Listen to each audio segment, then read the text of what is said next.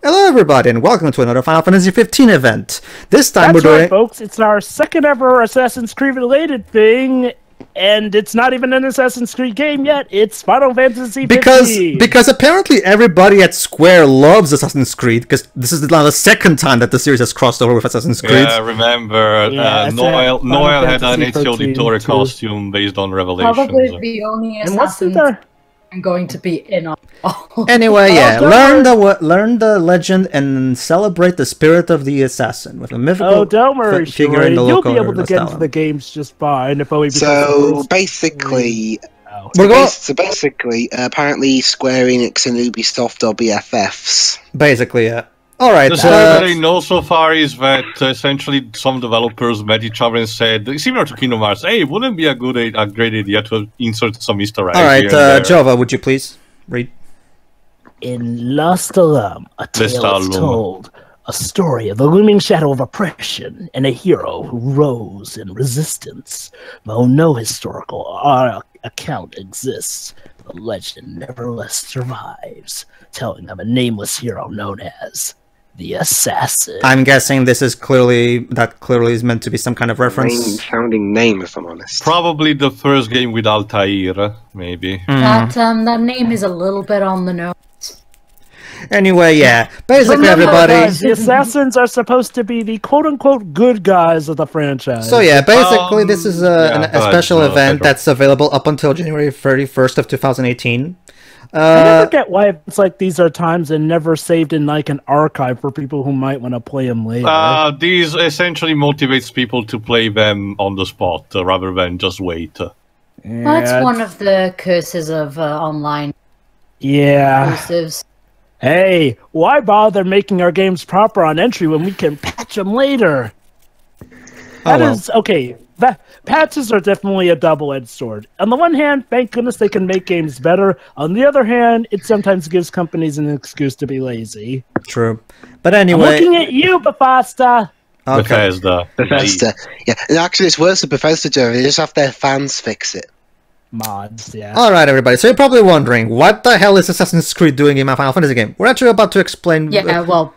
well, we're going to explain later, but for now, yeah. I'm guessing this is a quote from the games. It's the mantra of the assassins. Okay then. Look forward to Roger Craig Smith reciting that line. Mm-hmm. Was this made as like a promotional thing for Assassin's Creed Origins? Assassin's Creed Origins was released around that time. Yep.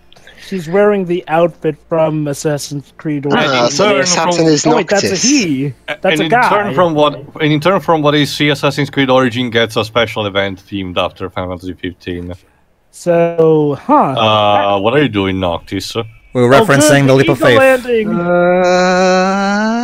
Fly like an that eagle. would be charming, but considering Noctis can teleport, this is pretty unnecessary. Teo, we're playing Assassin's Creed. Come on, don't spoil the fun. He just wants to show off. So Noctis is cosplaying. Not to mention, Teo. When we flash back to how we got here, you'll see why exactly they're on purpose. Because believe it or not, there's actually a reason why Noctis can teleport in this DLC.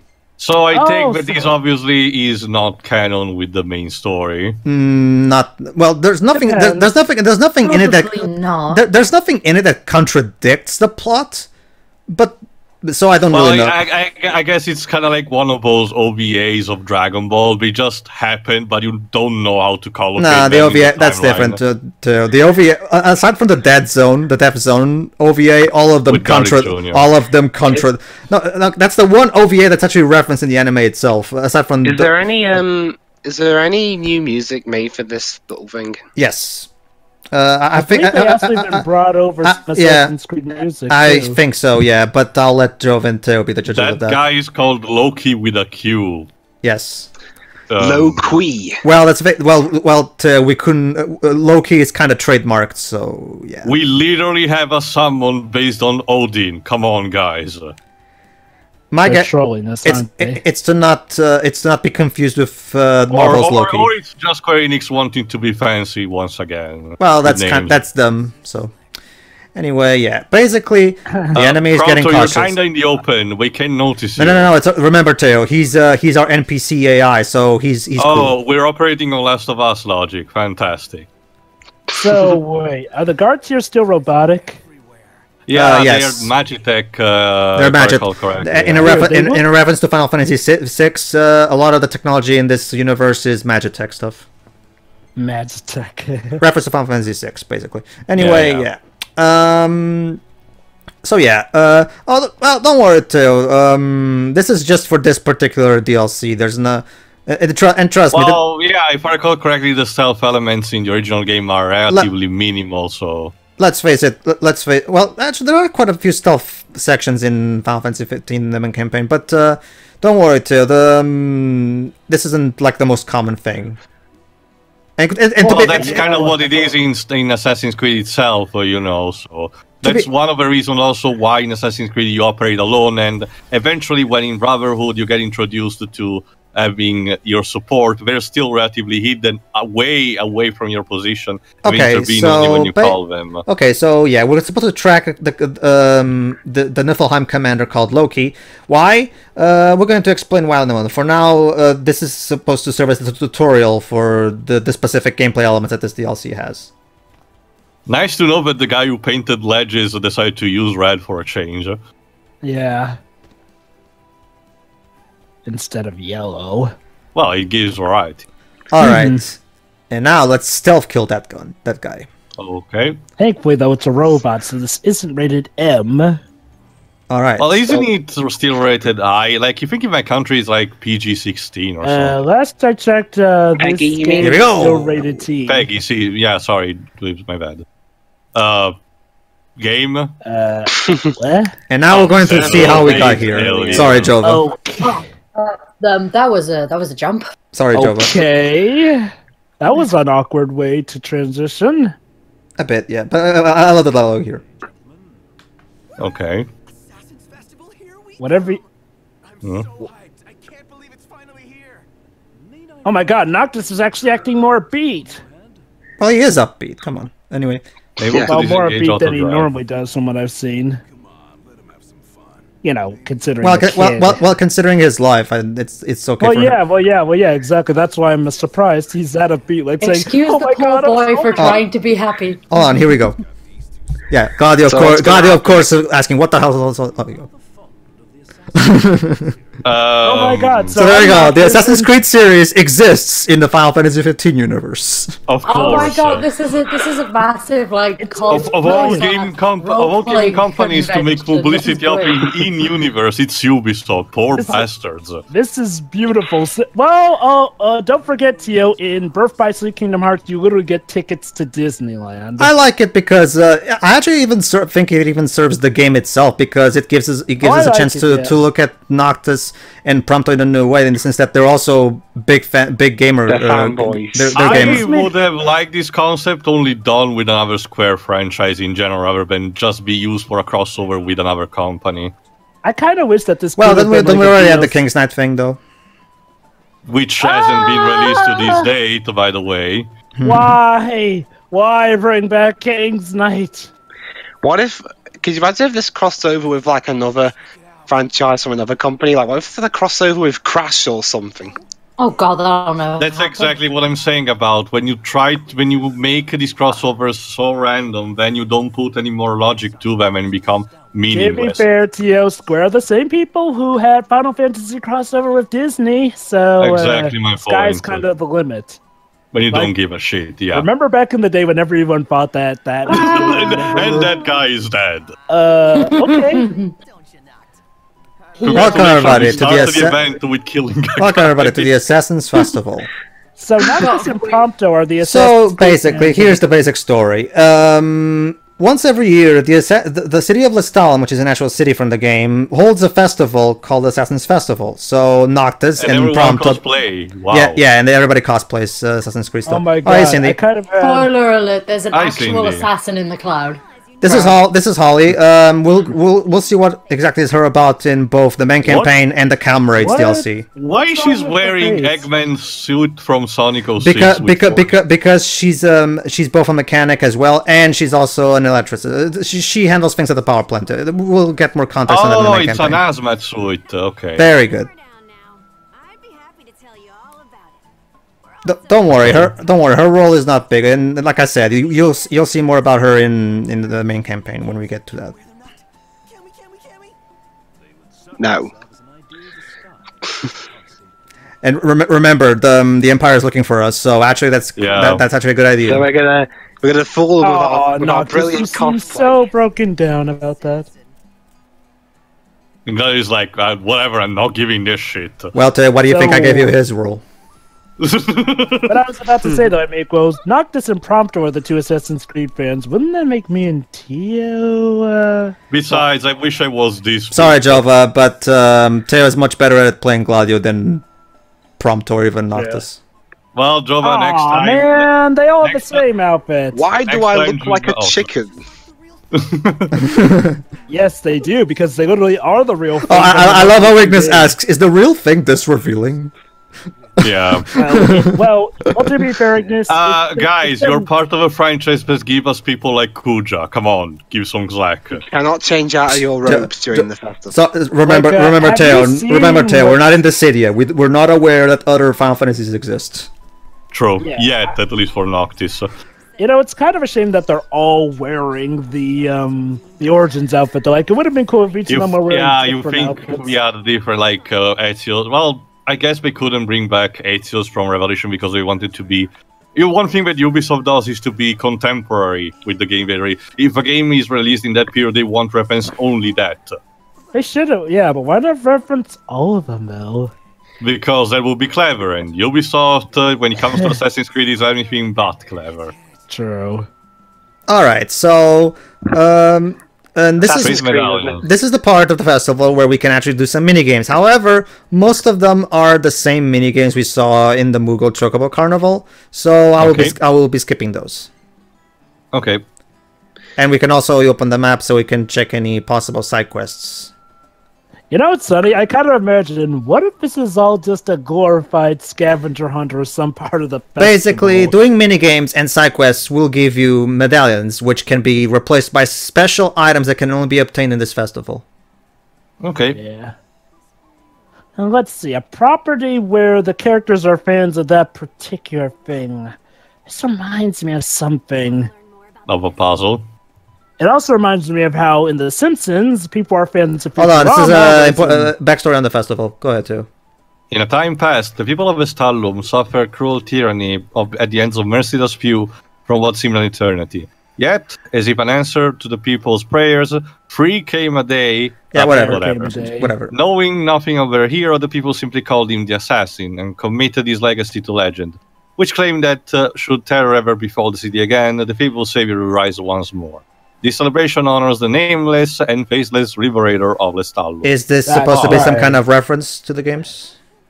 Not sure. The entire point of Assassin's Creed, it's kind of like the premise of a movie. You literally use a machine that lets you revisit your ancestors' memories, which are tied to historical events all around the world, essentially. Perhaps they're referencing the origins of Assassin's Creed. I mean, yeah, the gist of it is simple. Assassins versus Templar, and whoever wins gets in control of the so-called Artifact of Eden, and manipulates the story to their own accord. Well, remember, Teo, though, Assassin's Creed Origins goes into the origins of the Assassins organization. Which we'd add magical elements that were not present before. Aside from that, the game is pretty fun, but yeah, so who knows? Maybe that guy started off as the assassin. Now, admit I haven't really actually played the game. Are you on about Assassin's Creed 4 or something? No, Assassin's Creed... why is there a Bloodborne Hunter here? No. That's cosplaying from Assassin's Creed Syndicate, 6. right. The one that takes place in jolly old England. Yeah, Syndicate, okay. Is that why he looks like Professor Layton? Yeah. Basically, Dibs, Assassin's Creed 3 deals with the Revolutionary War. Oh, there you go. Well, every time you rest, they're always doing something, like either playing cards, playing King's Knight, or doing something on their phones. That's what. These kids and their smartphones. Let's see what pictures Prompto took. Ooh, the logo. This music sounds very... I'll save this one, and I'll save this one. Tomohito Nishimura-ish. This one? Yes. Well, remember, Teo, this was Shimomura's opportunity to diversify her... Actually, I don't think... I checked the wiki here. Shimomura didn't do any music for this DLC. No, but that track that we just heard, that's in the main campaign as well. That's a carryover from the main campaign. That one was. It's in the official soundtrack and everything. Anyway, no, and yeah, might as well actually get that out of the way. Shimomura did not do any music for the DLCs. They got guest composers for that, like the Nier Automata composer did Episode Gladius, for example. Keiichi Okabe, yeah. Alright, so... Yeah, leave those losers there. Basically, Cindy's worried because Holly is not... Holly apparently hasn't said anything and she's kind of missing, so we're going to see if we can find her. And of course, we're going to take this advantage to play Assassin. Initiating a brawl puts Holly's life in danger. Find a way to reach her. So yeah, stealth your way through. Be undetected, yeah. Mm-hmm. Is the Assassin's Creed series very stealth-driven? It's like essentially the main mechanic. Right. The gist of it is that you need to infiltrate between a large mass of people, reach your target, kill it. You get some creativity, but not that much. I'm not talking about Hitman level of creativity, but it's still a bit diversified. And then run away in order to not be detected by the guards that will inevitably see you once the target is dead. Don't you get to be pretty creative in, like, say, Assassin's Creed 2 and Assassin's Creed 4? Only in some titles. The more the game progressed, the less creative things become. Well, hey, Syndicate was kind of creative. I guess. And remember, Jova, ever since 2, they also introduced the specific condition with which you need to get 100% of the game, and essentially they force you to kill the target in a specific way. Yeah, I did not care for those. Like in 2, you need to, for example, when you're in Venice, you need to kill the target using Leonardo's hand pistol that he gave to you. But yeah, anyway, Dwibs, basically... Assassin's Creed 3 is about the Revolutionary War, where America was versus England, Britain, of course. And yes, apparently the British people were Templars for some reason. And there's also this time travel plot where there's a bad future where George Washington is manipulated by the British. The stupid DLC. Basically, apparently, at some point, because of a time paradox, the British were able to manipulate George Washington into becoming king, and that threw the entire world into chaos. I hope Noctis doesn't smell funny when he exits that. So yeah, just like in Phantom Pain, we can hide in garbage cans for stealth purposes. Thank goodness those robot warriors don't have smell sensors. Or infrared visors. Magitech is very... So there you go. This is the power plant of Lestallum where Holly works, basically. Huh. Basically, too, Holly is kind of like one of Cindy's mentors of sorts, aside from Sid. She also taught Cindy a lot as growing up. But we're actually going to get some background on Cindy. Basically, she's having grown up being raised by Sid and also being around Holly a lot. That's why she became the big tech girl that she is. We got caught. Alright, let's try that again. Fug. It's very don't worry, guys. It's very forgiving. If you lose, it just brings you back a bit. So don't worry about it. I think you need to hide where you go in that barn. I was hoping maybe I could just. But don't worry, Dwayne. Okay. So, but yeah, hold on, this is important. Which is why we require this. As if I would agree. Your position does not afford you the right to protest. Mm-hmm. Your men return my key cards. Can't monitor the inner workings of the plant from the outside. Okay. As necessary. Follow my orders and all will be well. Hey, who's that guy sitting next to the pile of hay? Basically, the Empire is being douches. Evil and shit. Dun, Of course they are. dun, dun, dun, dun, dun, dun, dun. Okay. Yeah, Prompto has a good point. So what to do then? I never said I had a better idea. Thanks, Prompto. Then why'd you say anything? Well, Shiro, to be fair, even if he doesn't have a better idea, he should still stop Noctis from doing a bad one. Oh, goody. Keycard drama. My favorite. A disturbance in the festival. No, don't worry about anything. Basically, let's just find all the key. Let's just assassin all the guards that stole the key card so we can get them back. That's a very specific The term is kind assassinate, not assassin. Whatever. Assassin's a noun, not a verb. Whatever. The point is. What the hell? Are they doing a little throwback to the boundaries? Yes, they are, Jova. Basically, for context's sake, in Assassin's There you Creed, go, Teo. Noctis, for some reason, Noctis's powers have been neutralized, which is why he cannot teleport and shit. Okay.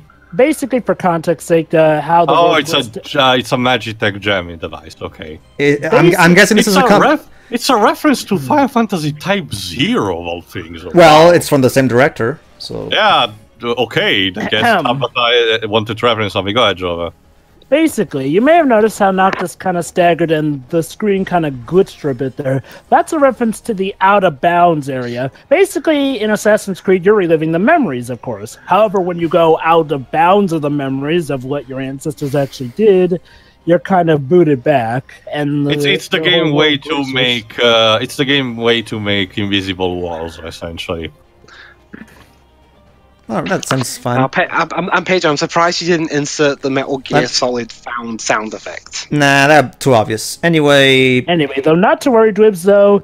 Assassin's Creed makes up for the British being the outright evil guys in Assassin's Creed. Let me explain how the stealth works. Oh, go on. Let me explain how the stealth works. Basically, whenever someone is after you, here's what you have to do. There you go. When an enemy sees you, it changes to spotted right there on the top. However, if you manage to lose them, it changes to hidden. And if you manage to hide somewhere, like a garbage can, for example, while the hidden word is there, that means you've managed to... There you go. Hey, this reminds me of Spider-Man 2002 stealth. Fuck. What were you going to say, Jova? Unfortunately, one other guy saw me go in. Oops. So what are you going to say, Jova? Made up for it by having a British guy as the main guy? Basically, Syndicate, where Ubisoft finally got off their rears with the stupid, we can't program playable females despite the fact that we had a playable female for Liberation. Yeah, Ubisoft are really dumb. I can see that. Like, okay. We all know that. They literally said, well, programming a female character is too tough. Wait, what? Yeah, that's what. Okay, no. Context. Human character, you can program. At the time of Unity, of the release of Unity, one of its main selling point was something bringing back from Brotherhood, the fact that you were like constructing a band of assassins and using them to your advantage by asking them to intervene in their own situation. Here's the thing, the main four characters which constituted this band of assassins were all male. Tumblr was not okay with this. And so basically... Tumblr okay with anything? Not just that way. Basically, that's one of the very first, occasions where they started complaining about, oh, where's my playable female character? And Ubisoft gave that half-assed PR answer in order to... Oh, that thing from the festival. I remember that. Now, okay, normally I don't side with Tumblr, but to their credit, up to this point, Assassin's Creed did have female characters who you could recruit in Brotherhood, and like I said earlier, the main playable character in Liberation, which was admittedly kind of a spin-off, but still pretty much an Assassin's Creed game just for the PSP, was also female. So, honestly, Jova, it wasn't that the problem. The problem essentially was the dev choosing that specific PR. We could have said, "Oh, exactly. we just felt like using 4 males. Next time we'll insert more females for that audience." Yeah, Sorry, I mean, they still would have gotten shit for it, even if they said something along the lines of, "Oh, we just haven't considered it yet." But they chose to do. They chose to give that kind excuse, of flimsy excuse, which makes it come off as something completely different, even if it's not the case. Basically, they chose a response that made Tumblr look like the sensible people in the argument. Yeah, that should say a lot. I think sorry, Pedro, kind of panicked with that one, honestly. So basically, they made up for it with Syndicate by having 2 main playable characters. The main character and his sister, who kicks butt. All right. In the meantime, basically, we're going back to the inn so we can regroup and plan. Well, we need to search the Magitech Magitech troops with the key cards, I guess. Okay. Yeah, basically, since our powers were immune, we need to regroup and think things over. Reference to Assassin's Creed. Reference to Assassin's Creed.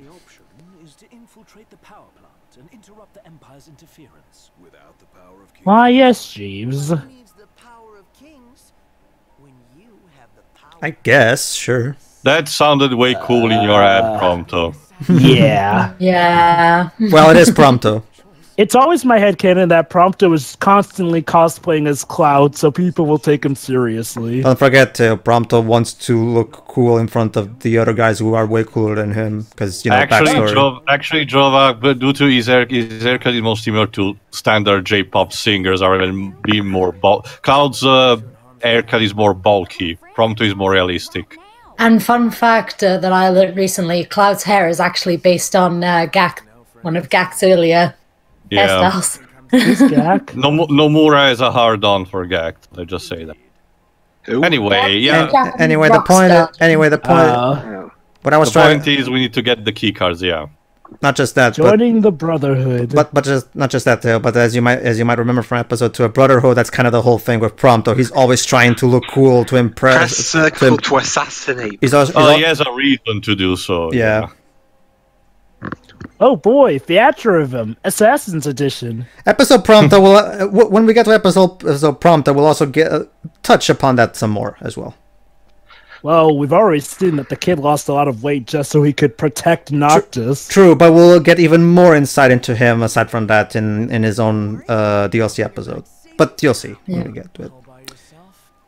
So in the meantime, since Cindy also cares a lot about Holly, she also asked if there's anything I can do to help you guys. Please contact me. So yeah. Okay. Can you grapple? Oh, never mind. Fortunately, this particular area is not affected by the jamming device, so I can still warp around here. It's only when I'm in the ground that I cannot warp. Basically, whoever created this jamming device was very crafty. But not crafty enough. There you go. See? Speak of the devil. No, I can't. Oh well. So you just had to be stealthy about it. Yeah, you completely screwed Stealthy. That's okay. Noctis, this is your inner conscience. Wait, what? There you go. Is this even use the catch? Is this how they do it in the games? Yeah. Essentially, the hidden blade is something on your wrist, but activates with a spring command. In the early installments, the assassins needed to cut one of their fingers in order for the blade to pass between their fingers when they hug the victim. But ever since Ezio got in contact with Leonardo da Vinci, wrong story, they managed to construct a model that doesn't require that. He just need to bend his arm and let the wrist be completely free. Thank goodness. So, so that basically means rest in peace. Yeah, it's Latin, dweebs. Requiescat in pace. Anyway, as I was saying earlier, Shiroy, despite all the talk I say about Assassin's Creed, it's generally easy to get into story-wise, especially with the first game, which is as basic. Well, at least for the game themselves, when they for the overarching story. Okay, story. When it comes to the overarching story, the settings for each game are essentially, again, an excuse that they use for the gameplay themselves. What they try to do instead is having an overarching story that tries to connect each game with the other, involving the modern day and the struggle between the Templars and the Assassin in the modern world. But it's relatively minimal, obviously, in order for the game instead to focus on the past section, which some game itself even acknowledges to be the good stuff. Anyway, hold on, let me explain this new mechanic. Whenever you're hidden in a garbage can or a haystack, you can press triangle to whistle to draw the guard's attention. It's another thing from the games, yeah. And then assassinate like that. There you go, in order to hit the body. The problem is... dissipates. Well, it's taken from the games themselves, so it just replicates that. The problem is, the more the game progressed, the more the overarching plot with the modern setting just deteriorates, for lack of a better term, to a point that now it's pretty much a parody of itself. Like hold on. That was important right there. Notice that. Okay, hold on. Oh, never mind. We can talk about this later. Okay, so we just had a line of Prompto foreshadowing something about his backstory. Basically. Oh, we noticed that. Basically, he was he was making a comment on how the soldiers are all robots and users and stuff, and Prompto was like, yeah, robots, right? Anyway, I guess it's a reference to early development where the soldiers were actually still human. No. Synchronization. No. Okay. Like I said, it's foreshadowing for something later in the plot in the main campaign. Yeah, in the Assassin's Creed series, we can do this to reach a very high point and to synchronize. Essentially, it's the precursor of what today's standards is called the Ubisoft Towers. And now, ladies and gentlemen, behold our pretty scenery. Yeah, you get this cinematic rotation mechanic, and you get your map with all the key points updated. So basically, from what I can understand, everything checks out so far. Yeah, when it comes to that, what this piece filter? Whoa, what was with that filter? It was the synchronizing thing. Now it's all the key cards are marked on your map, so now you can get them all. All right. Yeah, I agree. Are you sure you did it in the beginning of this, or we still no? Remember, Joe, but he was turned on the other direction. He needed to turn back. The eagle sound is because the assassins have like an animal motif with the eagles. What if he? What has there ever been a point in the game where someone tries to do that leap but they miss and hit the ground? No, there have been countless parodies to do that ever since 2006. To a point that this point is boring to do that such reminds a thing. Me. For some reason, the bird in Origins is not quite an eagle. No. Well, I guess it's an ibis because of Egypt. Anyway, point is, I guess we conclude this in the next part. Yes. All right then. See you then. All right. See ya. See ya.